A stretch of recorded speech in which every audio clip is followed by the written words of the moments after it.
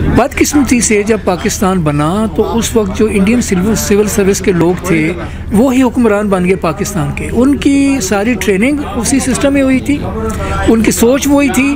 फिर यहाँ बड़े बड़े उनको ओहदे मिल गए, बड़ी बड़ी अथॉरिटी मिल गई। उन्होंने कहा ये सिस्टम तो हमें सूट करता है। उन्होंने उसी सिस्टम को बरकरार रखा और बदला नहीं आज तक, क्योंकि वो उनके मफादात का तहफ़्फ़ुज़ करता है वो सिस्टम। तो इसके लिए तो अवामी सतह पे एक तहरीक चलनी चाहिए, एक रेवोल्यूशन आना चाहिए, क्योंकि अवाम तो हमेशा तादाद में ज़्यादा होते हैं लेकिन ख्वास जो है अपने वसाइल के ज़ोर के ऊपर उनके ज़हनों पे अपना कब्ज़ा कर लेते हैं और वो तहरीकें इस तरह की जन्म नहीं लेती। सर 1330 साल की जो इस्लामी हिस्ट्री है उसको आपने किताब में जो है वो लिखा है, आप नौजवान तलबा को क्या पैगाम देना चाहेंगे? नौजवानों से मेरी यही रिक्वेस्ट है कि वो तारीख़ का मुतालिया ज़रूर करें। तारीख़ ज़रूरी नहीं कि अपनी तारीख़ का मुतालिया करें, तारीख़ जो भी है, लेकिन तारीख़ क्या होता है कि आप जैसे पीछे देखते हैं अपना रास्ता आगे सीधा रखने के लिए। अस्सलामुअलैकुम नाज़रीन, मैं हूं आपका मेज़बान अब्बास अली खोखर, आप देख रहे हैं नई न्यूज़। नाज़रीन, हमारे साथ आज सियासत की बहुत बड़ी शख्सियत मौजूद हैं, सेंटर सजाद बुखारी साहब। आज उनकी 21वीं किताब की जो है तकरीब रूनुमाई हुई है, जो खिलाफत के आगाज़ से लेकर खिलाफत के अख्ताम तक हैं। आज उनसे पूछते हैं कि मुसलमानों के अज़वाल की बड़ी वजह क्या है। अस्सलाम वालेकुम सर। जी वालेकुम अस्सलाम। सर, आज आपकी 21वीं किताब की जो है वो तकरीब रूनुमाई हुई है जो आपने खिलाफत पे लिखी है। सर, आज इस्लाम की तहरीक से नावाकफियत की वजह आज का नौजवान मायूस है। इसे तहरीक के किन अबवाब की ज़रूरत है जिससे वो इस्लाम की तहरीक को पहचान सके? सबसे बड़ी बात तो ये है कि यूनिटी हमारे अंदर हो और इल्म जो है, इल्म ही ताकत है। असल में हम इल्म की ताकत से दूर हो गए हैं और हम दुनियावी जो माल है, असबाब हैं, उनकी तरफ बढ़ गए। तो अगर हम तारीख़ का मुतालिया करेंगे तो हमें बहुत सारी चीज़ें ऐसी मिलेंगी जो कि ना सिर्फ हमारा सर फ़ख्र से बुलंद करेंगी बल्कि हमें इंस्पायर करेंगी कि हम उस रास्ते को दोबारा से अपनाएं जिन पे चल के हमारे बुज़ुर्गों ने, हमारे इस्लाफ ने इतनी बड़ी अज़मत हासिल की थी और पूरी दुनिया के ऊपर हुकूमत उनको करने का मौका मिल गया था। वो किरदार था, और किरदार जो है ये बुनियाद है इंसान की।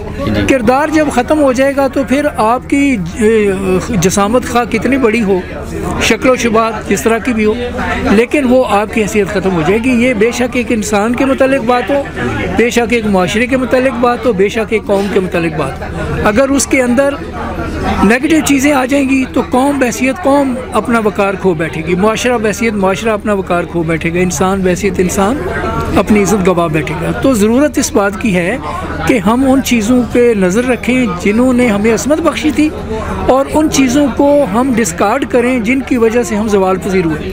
सर, इस्लाम के माशी सिस्टम पे आज का जो नौजवान है वो मायूसी का शिकार है, इसकी सबसे बड़ी वजह क्या है?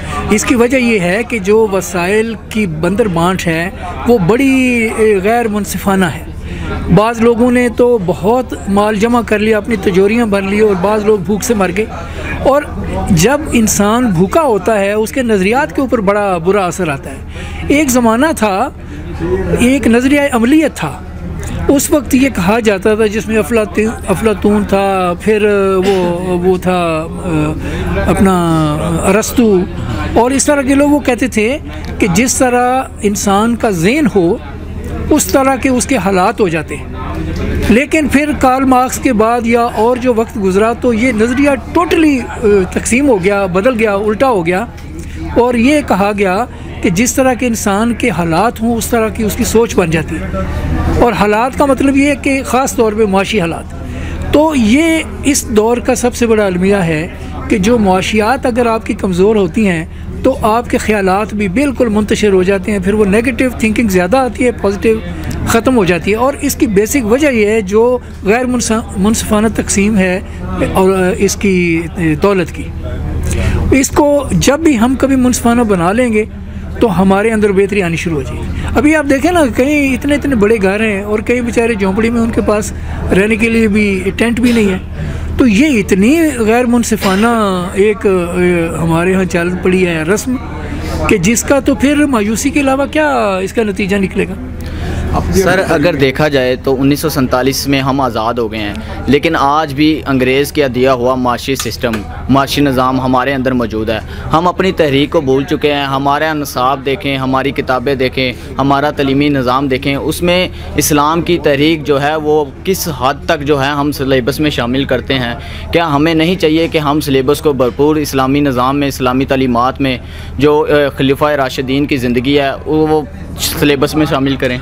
ये बहुत ज़रूरी है और आज यहाँ इस स्टेज पे ये बात भी हुई है और ये किताब लिखने का मकसद भी यही है कि जो हमारा सिलेबस है जिसमें बड़ी कम इंफॉर्मेशन दी जाती है स्टूडेंट्स को, उनको पूरी तारीख से रोशनास कराया जाए। जो एक्चुअल हमारी तारीख है जिसमें कोई मुबालगा नहीं है, कोई वाम नहीं है। बदकिस्मती से जब पाकिस्तान बना तो उस वक्त जो इंडियन सिविल सर्विस के लोग थे वो ही हुक्मरान बन गए पाकिस्तान के। उनकी सारी ट्रेनिंग उसी सिस्टम में हुई थी, उनकी सोच वही थी। फिर यहाँ बड़े बड़े उनको ओहदे मिल गए, बड़ी बड़ी अथॉरिटी मिल गई। उन्होंने कहा ये सिस्टम तो हमें सूट करता है। उन्होंने उसी सिस्टम को बरकरार रखा और बदला नहीं आज तक, क्योंकि वो उनके मफादात का तहफ़्फ़ुज़ करता है वो सिस्टम।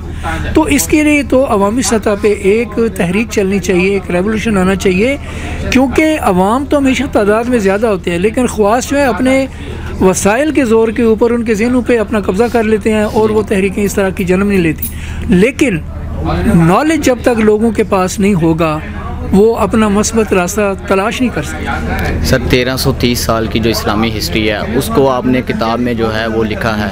आप नौजवान तलबा को क्या पैगाम देना चाहेंगे? नौजवानों से मेरी यही रिक्वेस्ट है कि वो तारीख़ का मुतालिया ज़रूर करें। तारीख़ ज़रूरी नहीं कि अपनी तारीख़ का मुतालिया करें, तारीख़ जो भी है। लेकिन ना तारीख़ क्या होता है कि आप जैसे पीछे देखते हैं अपना रास्ता आगे सीधा रखने के लिए, ये एक ज़रूरी है। आप किधर से चल के आए हैं और आगे किधर आपने जाना है। अगर किसी को ये याद ना रहे कि मैं किधर से चल के आया तो मुमकिन है वापसी का सफ़र ही ना मिले उसको।